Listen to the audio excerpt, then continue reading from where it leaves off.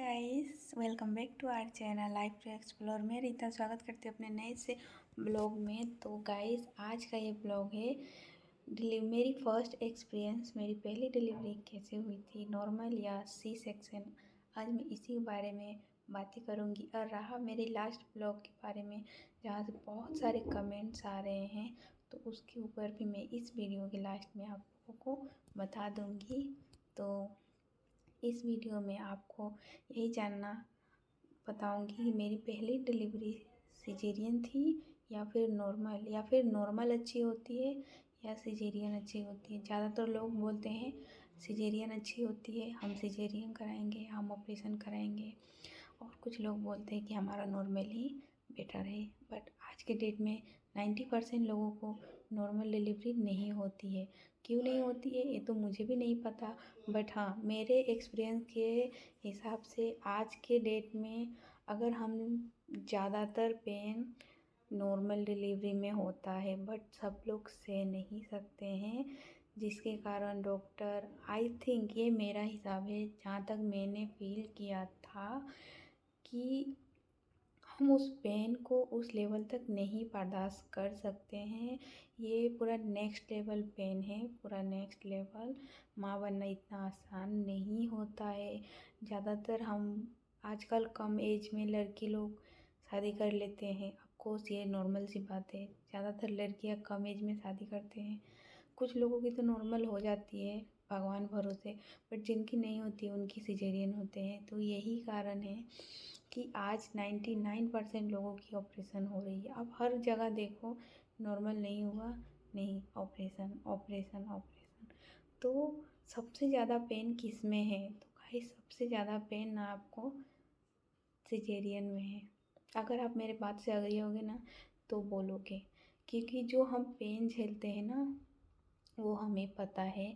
और हाँ, इस सी सेक्शन में आपको सबसे ज़्यादा पेन जब आप ऑपरेशन करने के बाद जब उठोगे ना बेड से आप उठोगे ना, फर्स्ट टाइम आप धरती पे पैर रखोगे। ये मेरी एक्सपीरियंस है, मैं बता रही हूँ। मेरी सांसें तक रुक चुकी थी, मतलब ऐसा कंडीशन था उस समय। तो डॉक्टर ने बोला आप फर्स्ट टाइम रखोगे जब भी, तो आपको इस टाइप की थोड़ी सी होगी, क्योंकि आपकी बॉडी की मतलब ऑपरेशन मतलब क्या, पेट को फाला गया है, बहुत सारा ब्लीडिंग ऑलरेडी हो जाए। और नॉर्मल डिलीवरी में उतना ही ब्लीडिंग होता है जितना मतलब बेबी पुश करके निकल जाए, उसके बाद से बस उनकी जो भी काम होते हैं वो कर और के छोड़ देते हैं। और इसमें तो हमें टाँके जो होते हैं ना 15-16, किसी के 18-20 भी हो जाते हैं, तो उस टाँकों का पेन हमें झेलना पड़ता है, जिसके कारण हम ज़मीन पे जल्दी पैर नहीं रख सकते, हम उठ नहीं सकते, हम बैठ नहीं सकते। यहाँ तक कि हम अपने छोटे बच्चे को, जो भी हमारा बेबी है, लड़का हो चाहे लड़की, उसको हम नहीं ले सकते हैं। ऑपरेशन से ये भी दुख है कि हम 1 से 2 बार डिलीवरी, आई मीन माँ बनूँ या फिर आप बच्चा अफोर्ड भी नहीं कर सकते। बहुत पेन है। सेकेंड डिलीवरी से मुझे पता चल रहा है, जो हमारे पेट के निचले हिस्से होते हैं ना, जो टाँके लगे हैं, ऑलमोस्ट मेरे सीधे लाइन कटे हुए हैं पहले वाले बेबी में। तो उस वहाँ पे मुझे भारीपन से पेन होना, कभी कभी लगता है ऐसा कि हाँ, वहाँ पे दर्द हो रहा है, ऐसे मतलब दर्द होता है, क्योंकि वो कटा एरिया है भाई, उस पर प्रेशर पड़ेगा तो वो ज़रूर दर्द होगा। तो कहीं ना कहीं मैं ये भी सोचती हूँ कि मैंने क्या कोई गलती कर दिया है क्या, मुझे पता नहीं था। और ना ही मैंने अभी तक किसी के भी वीडियो में ये सुना है। सच बताना, अगर झूठ बोल रही हूँ या फिर ये मेरा कोई प्रॉब्लम है, तो प्लीज़ आप कमेंट करके बताना कि आपका भी अगर सिजेरियन है, तो क्या अभी आप अब अगर प्रेग्नेंट हो या होना चाहते हो, तो आप लोग थोड़ा रेस्ट करना। बिकॉज़ मेरे घर में तो कोई नहीं है, शायद इस कारण से भी मेरे पेन होते हैं। क्योंकि मेरे ख्याल से तो मुझे यही लगता है कि मैं ज़्यादा काम कर देती हूँ, मैं रेस्ट नहीं ले पाती हूँ। पेट के निचला हिस्सा ऑलमोस्ट कटा हुआ है। पहला अभी 3 साल हुआ है, 3 साल में फिर से मैं प्रेग्नेंट हुई हूँ, तो ये अभी मैनेज नहीं कर पा रहा है, क्योंकि एक जो 7 लेयर कटता है ना, उसको भरने में भी ना जाने 7 साल लगना चाहिए, तब जाके समझ सकते हो आप लोग।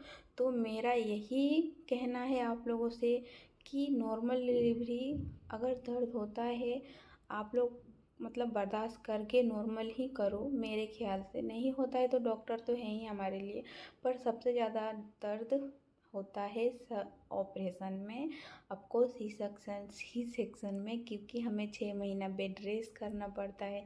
नॉर्मल डिलीवरी में आप 10 दिन के, 12 दिन, 14 दिन के बाद आप खड़े के अपने बेबी को ले सकते हो, घूम फिर सकते हो, कहीं जा आ सकते हो, ये आपका इच्छा होता है। पर हम जैसे ऑपरेशन वाले लोग 24 घंटे बेड पे ही रहते हैं, समझ सकते हो। और सबसे मेन जो हम फूड नहीं ले सकते, जहाँ तक नॉर्मल डिलीवरी वाले कितने कुछ फूड खा सकते हैं।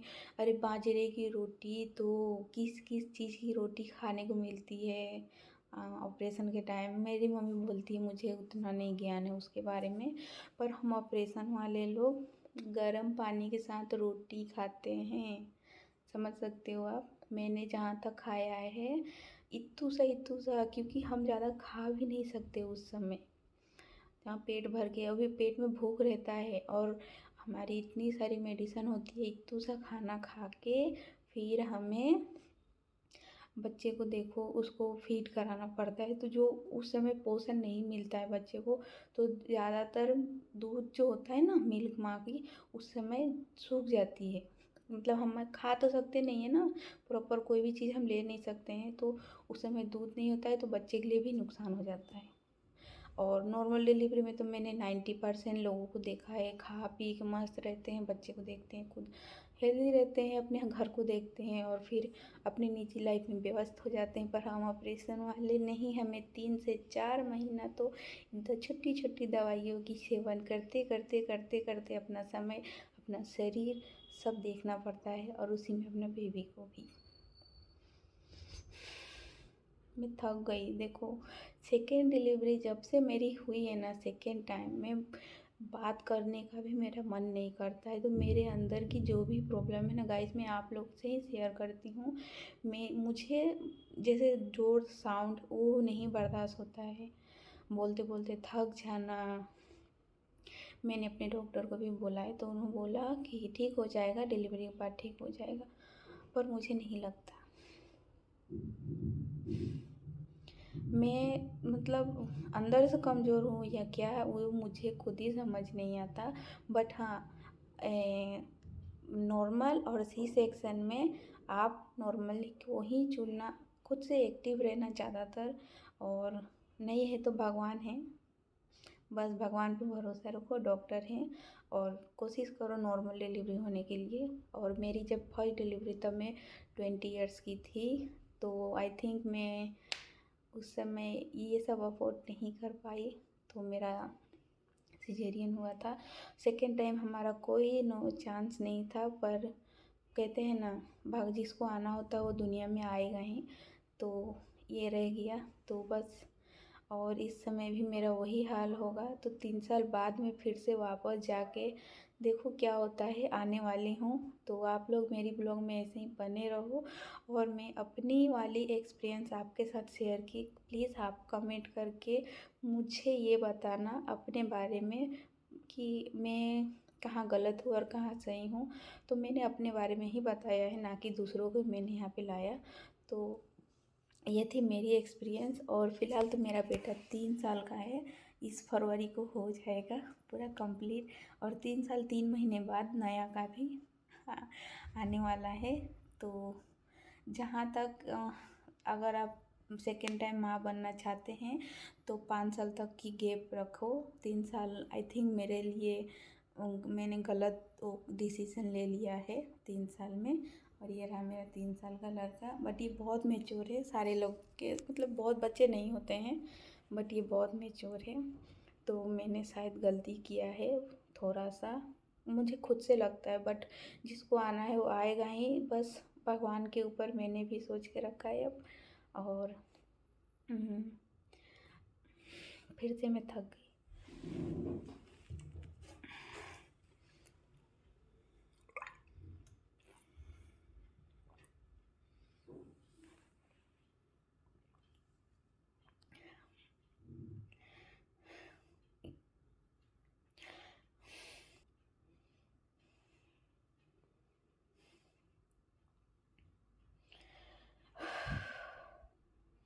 तो बस ये थी मेरी एक्सपीरियंस। नॉर्मल और सी सेक्शन में कौन सा ज़्यादा बेटर होता है, तो ऑफकोर्स नॉर्मल बेटर होता है, आप किसी के भी मुंह से सुन लो। और मैंने ये देखा भी है, सडन हमारे यहाँ कुछ लोग, मतलब एक लेडी को हुआ था, छोड़ो वो सब बातें। पर हाँ, मैंने देखा है 10 दिन बाद से वो लोग अच्छे खासे खा पी के मस्त घूमते हैं। हम तो नहीं घूम पाए भाई, हम तो बेड पे सोया सोया ज़िंदगी को पार करते थे। तो बस इस ब्लॉग को यहीं एंड करती हूँ। आशा करती हूँ आपको मेरी ये ब्लॉग, मेरी एक्सपीरियंस आपको अच्छी लगी हो। ये 3 साल पुराना एक्सपीरियंस मैंने आज आपके साथ शेयर किया सेकेंड टाइम। और सेकेंड टाइम प्लीज़ 5 साल की गैप रखें। और तो हाँ गाइस, जिन लोगों ने भी ये बार बार पूछ रहे हैं कि दी मेरा 4 मंथ में भी कोई अभी तक हलचल नहीं हो रहा है बेबी का, तो मैंने बार बार बोला है आप लोगों से, आप अपने डॉक्टर से बात करो। और हाँ, पानी जितना हो सके उतना पानी ज़्यादा से ज़्यादा क्वांटिटी में पियो, बेबी खुद ही हलचल करेगा। कुछ लोग बोल रहे हैं स्वस्थ बेबी ही हलचल 4 मंथ से करता है, तो ऐसा नहीं है। कुछ बच्चे होते हैं ना, जल्दी एक्टिव हो जाते हैं, मतलब पेट में जल्दी चलना चालू कर देते हैं, और कुछ थोड़ा टाइम लेते हैं। तो सारे लड़के बच्चे तो एक जैसे नहीं होते हैं ना, तो इसलिए अगर आपको थोड़ा भी डाउट है तो प्लीज़ एक बार जाके डॉक्टर से बात करो। और समय पे खाइए, सोइए, पीजिए और पानी ज़्यादा से ज़्यादा लीजिए। बस मेरी यही बात है, क्योंकि अभी तो मेरा बेबी तब से मुझे मारे जा रहा है, मारे जा रहा है। तो बाय।